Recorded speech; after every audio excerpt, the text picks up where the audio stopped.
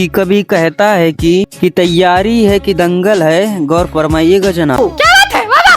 कि तैयारी है कि दंगल है, ये तो पूरा तूफान है। बस मोदी जी आ रहे हैं, वरना कहाँ ये सुविधा और आराम है।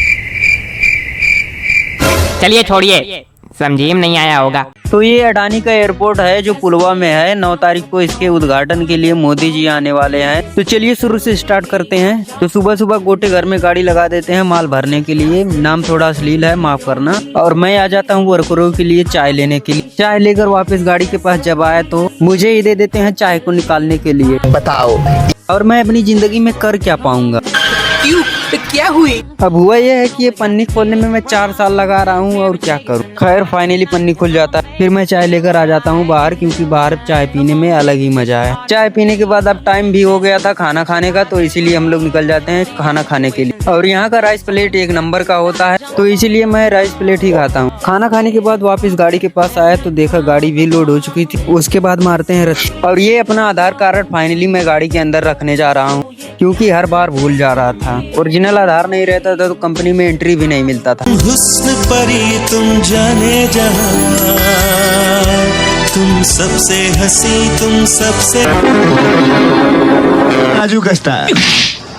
पर भाई मैं तो गाड़ी में सिर्फ आधार धरने के लिए आया था। खैर भलाई का जमाना नहीं है। शाम के लगभग 3 बजे हम लोग निकल जाते हैं पुलवा के लिए, लेकिन उससे पहले मापा में डीजल डलवाना पड़ेगा। फटाफट डीजल डलवा के दोबारा निकल जाते हैं पुलवा के लिए। पुलवा की बात करें तो लगभग 15 किलोमीटर होगा, तो ज्यादा टाइम नहीं लगेगा जाने में। खैर टाइम भी लग जाए तो कोई दिक्कत नहीं है। अब ऐसा गाना सुनने को मिलेगा तो टाइम वैसे ही पास हो जाएगा।